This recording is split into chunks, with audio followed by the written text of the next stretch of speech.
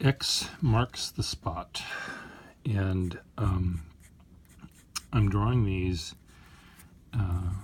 inspired still by Peterdraws, this man on YouTube who not only loves to draw, he also is quite an entertainer, very funny, very clever, damn you, and really puts out a quality product, namely the drawings he makes as well as the videos he makes. I have been studying. I'd like to send him some pens to try out and maybe keep, because I think the pens that were made from 1940 and earlier especially may have nibs that are more responsive than the ones that are made today. Well, I know they are, but maybe they're ones that he has never tried before. So I'd like to see what he would do with them. My curiosity has been piqued. He's piquing my curiosity. Anyway, in studying the way he draws, I've learned a couple of things. These are somewhat obvious by anyone who's looking at him. What he does is he takes that page and makes that mark without that first line. He makes without any fear and without, it almost seems, any planning. I think he does not know what his drawing is going to look like when he starts. Many other sketchers, including me, often have an idea of what we're going to draw before we draw it. There are exceptions, of course, to all of these rules that I'm throwing out here at you. When I draw things like this, textural things, I sometimes just make a mark and just make a second mark relative to the first one, and the drawing is sort of telling me where the next mark is going to go, rather than me telling my hand and my pen that I'm going to now do something over here that looks like this.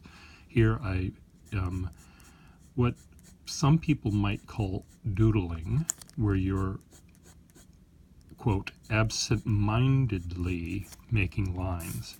Now, I don't want to suggest that anything that any artist does is absent-minded. We're smarter than that. We do think about where we're going to put it, this line, this next mark, but it may not be as well planned as other times. So anyway, so I noticed that, first of all, back to Peter, when he starts his drawing, he puts a line down, and somewhere toward the middle of the piece of paper, and then he works around it, adds a second line, usually next to the first, and a third line, usually next to the second. And then it grows out from that central area, just like this mass has been growing. It's like watching a petri dish that's been exposed to spores and germs and bacteria, and you see the little dot, and then you see a colony, and then you see, all of Pittsburgh being swallowed up by this horrible creature. And so that's what his drawings seem to, they start usually in the middle or somewhere, and then they move out. And sometimes they shoot way out, and sometimes there's another thing that starts here and then works its way back. And but oftentimes they grow in a way like a bacteria might grow in a petri dish. Another thing I notice about him and how he draws is he makes a line and he drives this line very gracefully, often a long line, and he draws it in a manner that seems to go anywhere he wants it to go. And using pens that he uses, for the most part, these fiber-tipped, narrow felt tip pens he uses, he's able to push and pull the pen in any direction, and it will make a consistent line. There's no resistance. If he goes that way, there's no more resistance than if he drives it this way. It's the same feeling, I think, and the pen is neutral. A ballpoint pen is the same way. The ballpoint pen is happy to be pushed in any direction it wants to go. Fountain pens, a pen with a nib like this, prefers more or less to be used pulling down. I mean, to take advantage of the flexibility, you have to do it going down. You can't push down and go up because it'll dig into the paper like, a plow. You have to lift up lightly to go this way. And you don't have to press down to go that way, but if you do press down to go that way, you get a varied line. And you can, with a felt tip pen, press down and get a fatter line in any direction you go, but if you press down on a felt tip pen, you'll end up smushing the little felt tip into a blob, which is not at all fun. So anyway, for Peter to use one of these pens, he may have to think differently about how he uses it, because it does have a direction that it prefers to go in. But he's very good at drawing and making art with other tools, like a paintbrush. You can't push a paintbrush that way very well, especially if it's a soft bristle paintbrush. It's not going to want to go uphill. It's sort of, you stroke it this way, like you're combing your hair. It's a directional tool. So the fountain pens are directional. And for him, the pens I want to send him to try out, love to see what he does with them, with that tool, are pens like this one. It has a nice rubbery feel to it. It also has a rounded point to the pen. The very tip of the pen has a rounded point to it. And when you do go uphill or backwards on this pen, you're not causing trauma to the pen or the paper.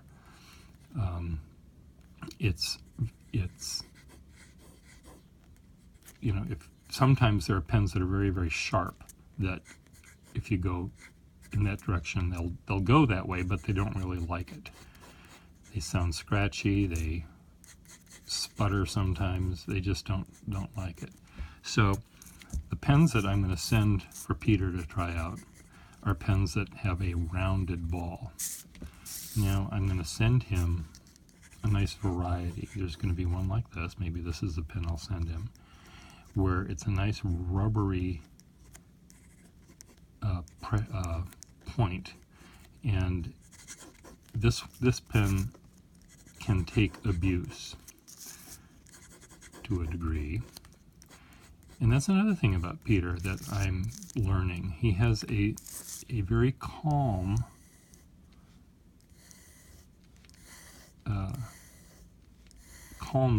and I presume calm personality. If he's driving in his car, I forget what kind of car he says he owns, but if he's driving in his car and he gets a flat tire, I have a feeling that he's not going to sputter and swear and scream like I would, or you might, he's not going to be happy about it, but he's not going to, the world is not going to end. He's going to make a list in his head, maybe subconsciously.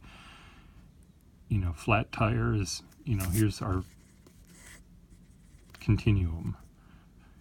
And everything is good. Rainbows, unicorns are here, and Armageddon and pestilence and plague and comets striking the earth and blowing up and supernovas and bad things are Donald Trump are over here. And somewhere in between is the flat tire. And I have a feeling most of us, a flat tire is right up here. Like, there's nothing worse than a flat tire. Cancer maybe is slightly up, but we treat a flat tire like the world is coming to an end. Peter, on the other hand, a flat tire is way down here, maybe not as much fun as a unicorn, but almost, it's not that it's good. I don't know, there has to be the neutral thing, this is the negative, this is the plus. So maybe a flat tire is just slightly negative. But even that, I don't even know. I think he would turn it into a positive very quickly. He'd say, okay, well, now I get some fresh air, or something. I don't know what he would do. But there are people like this that will push things, whatever it is that happens negatively, they'll try to keep it as close to neutral as they can, or figure out a way to turn the negative into a positive. So I wonder whether Peter will be able to abuse a pen, press down and be aggressive with that mark making stuff. He might be able to go right into it, or he might just, stay within the speed limit. It's like, if I get into a sports car, I want to step on the gas and drive faster than the speed limit, or, as fast as the car can go. Where I have a feeling some people, and Peter might be one of them, is very conscious of wanting to retain this equilibrium kind of thing. Now, Peter, if you're watching this, I don't want you to,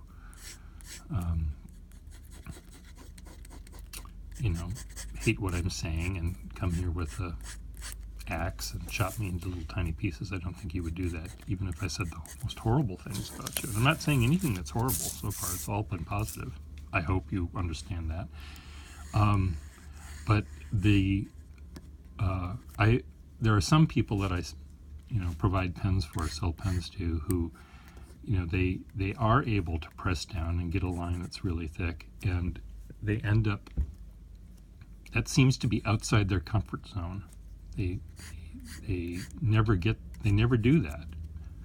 They're in their Maserati and they stay within the speed limit their entire driving life, and that car never gets to go fast. So I think what I'd like you to do, Peter, if you do get this pen in your hands, is to really play with its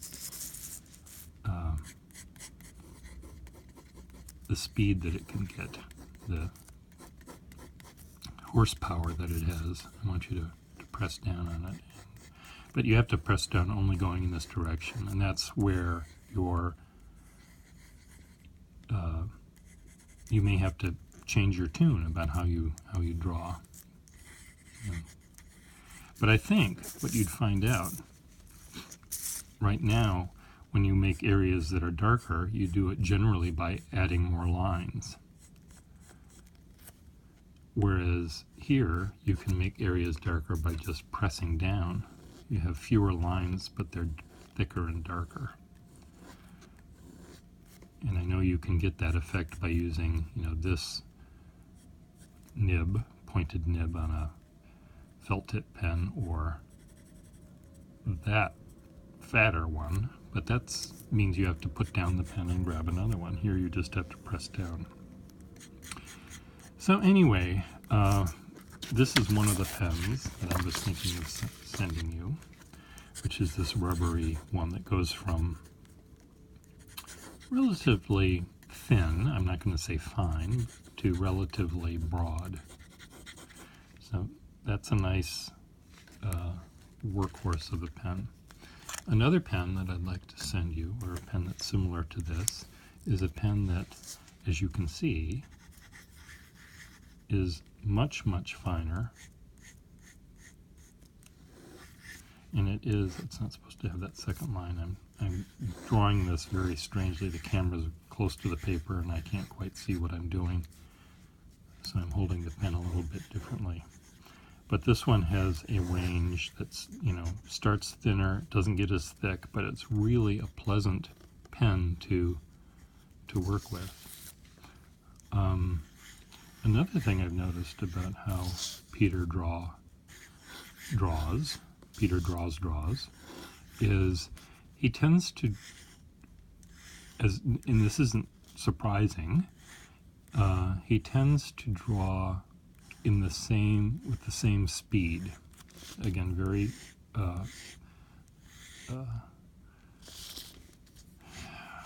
not registered, what's the word I want? Regulated, that's the word I want. I knew there was an R and a G. Whereas when those of you that watch me know that sometimes I draw slow like this and sometimes I draw fast like that, and I'm going back and forth. But because of the way he draws, oftentimes drawing lines that are parallel to each other, he draws, especially when they're curved, he's drawing in a very regulated way. And that might be interesting for him to see how this pen works. When I use a pen and I draw a regular line and I regulate the speed, you see what happens. The lines are all the same, but they're all sort of the same thickness. When I draw fast, I can get much, much thinner lines. And if I draw really, really slow, the lines become thicker. And so part of the fun of drawing with these pens is getting the really thin lines that you do by having to draw fast. Or at least I have to draw fast. I'm unable to keep them thin and draw slowly. So that's another thing that Peter may find different in order to get an effect he might like with this. Now, he may not want to draw that way. And the last thing I want to do, and the last thing Peter wants people to do, is to draw in a way that I think is unnatural to them. But I have seen Peter draw with many, many different media, but and he draws successfully with all these different media. And so I think he might draw successfully with this and learn maybe to draw a little faster. Not that he needs to. I'm not saying he needs to, but he may end up enjoying the idea of drawing a little faster. So this is a different pen than the first one. Another one might be this one. Now this one, if I remember correctly, this one has this is a very sturdy pen. You can really press down, and when you don't press down and when you do press down, the variation of the line you get is almost indistinguishable. It has a firm nib, and this is probably the most like a modern fountain pen. This is probably most like any fountain pen that he's used and tried. Why would he prefer this one to any of those other ones? I'm not sure. And I'm not suggesting that the pens he's tried are not good. I'm just suggesting that this one will not perhaps give him an experience that he doesn't already know. So maybe this is not a pen that I would send him, just because it doesn't have anything that's different to it. This one sort of is like this, except there is a little bit of a difference between the line quality. Here I haven't filled it and I'm just dipping, so that's why it's going out of ink, because I'm just dipping. But so I'd like, and this is what I do with many artists. I say, you know, I can see that you like these two pens, but I'm going to let you take 3 of them home, and I pick 3 pens that are very different from one another, but which I know the person will be able to use successfully, and by their experimentation with all of these different things, they'll come back and they'll say to me, now I really know the kind of pen I want. And it's none of the ones that you showed me, but it's one that's most like this. And then I'll be able to say, oh yes, okay, now I know what you really want. But because Peter is an artist, because he knows the value of the tool and the differences of within the range that these tools have, I have a feeling that he, like me, would appreciate more than one pen, just as he has more than one marker, just that he has more than one kind of paintbrush, more than one color ink. He, like me, though, I think black and white is what he likes the most.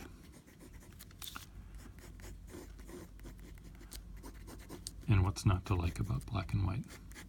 It gives you the greatest contrast of any combination.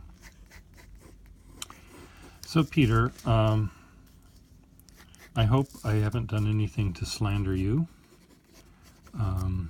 I'll give you the name of my lawyer if you want, or we can meet at dawn and we can draw our pistols. And what kind of pistol will I draw? I'll draw one with a nice pearl handle and filigree, and it's going to be that kind of a pistol. That's the pistol I'm going to draw, except it's going to be drawn better. What kind of pistol are you going to draw? I'm going to make the trigger go the right way. Here, I was drawing a gun that would be good for suicides, because here's the barrel, here's the chamber, and I was drawing the trigger like that. So tell me how that's going to work. I'm standing, my thumb is here, you know, the bullet's going to go right into my chest. So that's not the pistol I'm going to draw. But anyway, I think that's the way it's going to go. I don't think, again, that I said anything unkind or wrong, and I didn't imply anything bad, I'd like to think.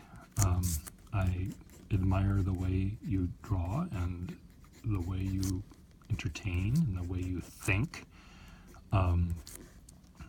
but I'm just wondering whether these tools that I'd like you to try are that fit within your present method of drawing.